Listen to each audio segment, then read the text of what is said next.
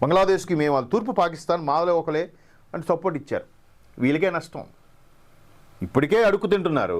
ఎందుకు ఈ ఏదో పౌరుషాలు మీకెందుకు? అసలు తిండికి గతి లేని వాళ్ళకి మీకు తొడకొట్టడాలు మీసం మెలేయడాలు ఎందుకురా? వెళ్ళి మీ మోదీకి చెప్పండి, నువ్వు హిందువా ముస్లిం అని కాల్చి చంపి మీ మోదీకి చెప్పండి. ఎందుకురా? ఏమయ్యారా మీరు? చెప్పారుగా, మోదీకి చెప్తే మీ పరిస్థితి అర్థమైందిగా.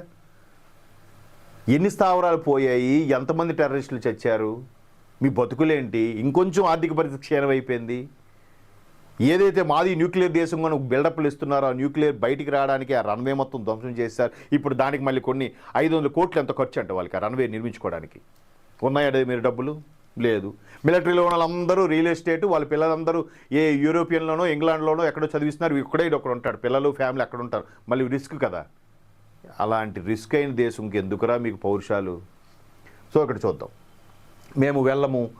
అరే మనమంటే ఏషియన్ కప్కు సంబంధించి పాక్లో మేము ఆడమంటే చచ్చినట్టుగా ఎవడైనా దిగి రావాల్సిందే. భారత్ క్రికెట్ ఆడకపోతే భారత్ క్రికెట్లో వచ్చిన వ్యూస్ ఒక్క జియో హాట్స్టార్లోనే ఒక మ్యాచ్కి మినిమం యావరేజ్గా 25 మిలియన్స్ చూస్తారంట.